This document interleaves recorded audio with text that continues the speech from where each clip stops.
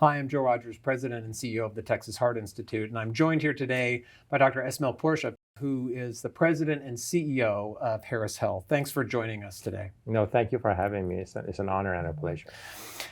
We've had some time to visit before we came into the studio to talk about exercise in our personal lives and also in our professional lives.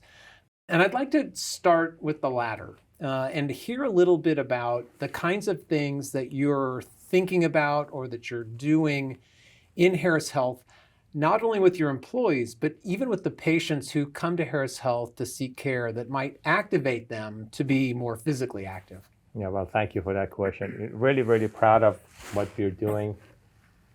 Definitely for our employees, but for our community as well. So I'll start with that as first, as far as the activating our patients. As you know, we take care of a segment of our population who is disproportionately impacted by all the negative health disparities that everybody knows about. You know, majority of our patients are Hispanic, majority of our patients, more than half, are uninsured or underinsured. So it's a difficult population to begin with in terms of access to care and based on health status. But to answer your question about activating them is first identifying what it is that our patients need. But not every person who comes to us has the same need. So doing a meaningful and respectful screening for what their needs are. And once we identify them, try to discern if this is something that we, Harris Health System, can do ourselves, or is this something that we need to connect our patients to somebody who's delivering that service, or is this something that we can do in partnership? I'm going to give you an example. Really proud of our food pharmacy programs. This is a program that was started a few years ago and actually has won several national awards. We identify patients who are coming to us, specifically diabetic patients, who screen positive for food insecurity. There's only a couple of questions that we ask them. If they answer to either a question, yes or maybe, they screen positive for a food pharmacy. Our physicians, once somebody screens positive, actually write them a prescription for food. That person actually walks to our food pharmacy, meets with the social worker and a dietitian. The dietitian walks them through our food pharmacy, which is basically a small grocery store. And the reason for that, for accompanying the patient through a food pharmacy, is to actually educate the patient as the patient is walking through the so-called grocery store, what foods are really good for them, what they should stick with, what they should stay away from. But in addition to that, then we have also a culinary program in partnership with one of the local schools where we are teaching patients how to prepare those meals that are culturally agreeable to them and to their families. We provide them 30 pounds of fresh fruits and vegetables every other week. The program is the 9 months program. At the end of the 9 months, patients who continue to be food insecure either stay with us or we can refer them to local food pantries so they can continue that journey. What we have seen through this program, this activation, is that they not only, their hemoglobin A1C, which is the measure of diabetes control, not only those numbers improve significantly, but really, really interestingly enough, if that diabetic patient has also got hypertension, if that diabetic patient also has asthma or COPD, those conditions improve. Not that necessarily the diet had anything to do with it, which I think they do, but it's the fact that the patient has been activated and now they feel empowered to take care of themselves. Do those people end up having higher touches with Harris Health? Are they being seen more frequently because they're enrolled in the Yes, because they are coming to our facilities every 2 weeks for the fresh fruit and vegetables.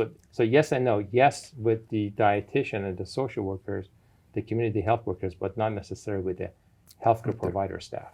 You obviously have practiced medicine and are a well-considered internist.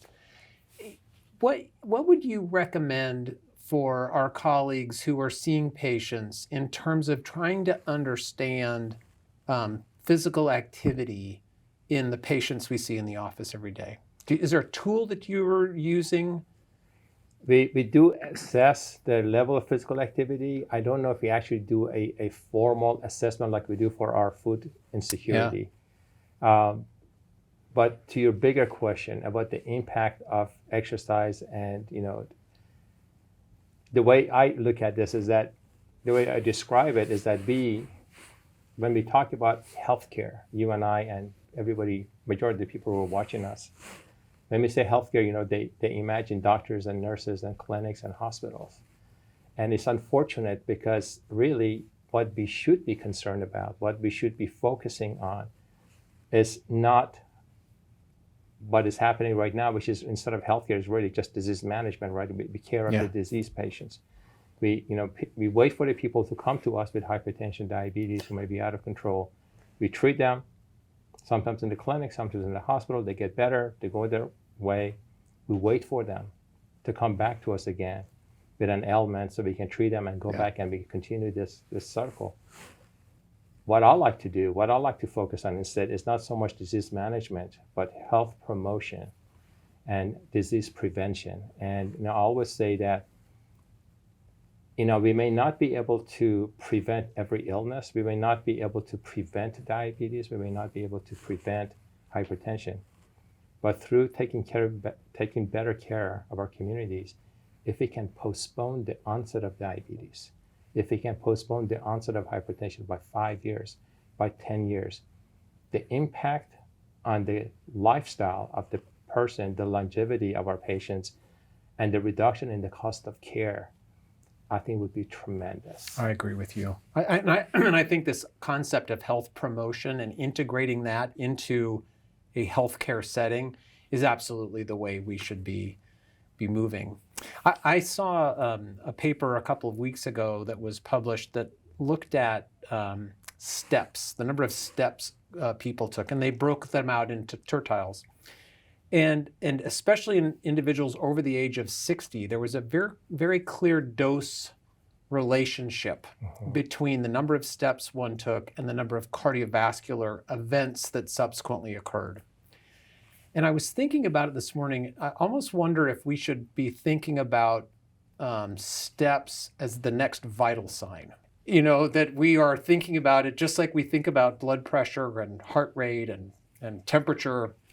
Maybe we should be thinking about integrating physical activity in that same way and make it part of every encounter that we have with patients in medical offices. That is really intriguing. I completely agree with you. And I think actually we should do that. Like I said at the very beginning, I pride Harris Health System and pride myself in being one of the healthiest employers, large employers in the state of Texas and in the country. And also a healthcare system that is high on the equity scale. I really believe you're onto something about including a physical activity as the 6th or 7th or whatever we are right now, vital sign. Because if we are truly committed to the mantra of health promotion and disease prevention, that's what we should be looking at, right? It's not so much that the blood pressure and the pulses are important, but how active are our patients? What type of activities? Not everybody can be a weekend warrior, but what kind of activities can our patients engage in? Right. And it's just like everything else in life, moderation. Right? They may not be able to walk for an hour, but can they walk for 10 minutes? That is impactful. Yes. And I thought you were going to refer to the study about the relationship between walking and exercise and actually the onset of Alzheimer's disease, because that's also been shown. It really doesn't matter what disease condition you look at. It seems like it always pans out that exercise, especially walking, since we're talking about steps, has so many different positive impacts on not just your physical health and your mental health, but I truly believe it also positively impacts your spiritual health. So yeah, you're right. I agree with you. Listen, it's been an absolute pleasure to have you here at the Texas Heart Institute and to stop and visit, and you're welcome back anytime. Thank you. And I look forward to continuing our collaborations and discussions about ways we can improve the health of the community. So thanks again for joining us. I appreciate that. It's an honor. Thank you. Thank you.